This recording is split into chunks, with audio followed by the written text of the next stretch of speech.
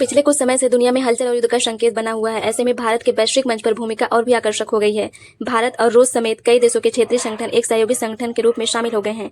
BRICS का कहना है कि आगामी 22 अक्टूबर को प्रधानमंत्री नरेंद्र मोदी रूस के शहर काजा में इसी तरह के सम्मेलन में भाग लेने जा रहे हैं। तो आइए जानते हैं कि कौन सा संगठन है और उसका क्या महत्व है। इस समय अंतर्राष्ट्रीय परिदृश्य और भी कॉम्प्लेक्स होता जा रहा है। एशिया में अलग अलग देशों के खिलाफ कई तरह की बत्तियां नजर आती हैं, जहां जापान अमेरिकी पूरी दुनिया को रूस से लामबंद कर रहे हैं और भारत रूस के साथ वापसी करने को तैयार नहीं है। वहीं हमारा देश चीन के खिलाफ अमेरिका के कई मामलों पर भी नजर रखता है, साथ देता है। और फिर अफ्रीका, रूस, भारत, चीन, ब्राजील और दक्षिण अफ्रीका जैसे देशों का संगठन कुछ अजीब सा भी लगता है। सरकारी संगठन जिसमें ब्राजील, रूस, भारत, चीन, दक्षिण अफ्रीका, ईरान, मिस्र, इथियोपिया और संयुक्त अरब अमीरात के प्रतिष्ठान इसी ब्लॉक के स्थापना से ही हैं।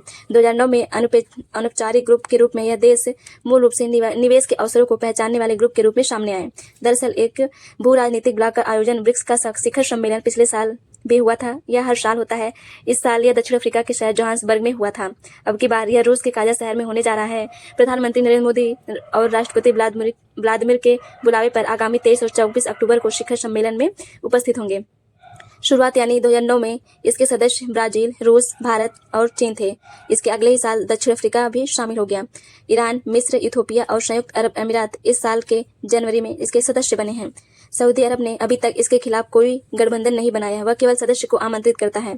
उसका उद्देश्य अमेरिका सहित पश्चिमी देशों के प्रभुत्व वाली वैश्विक व्यवस्था को चुनौती देने के लिए एक मंच है, जो किसी भी देश के लिए विशेष रूप से प्रभावी नहीं है।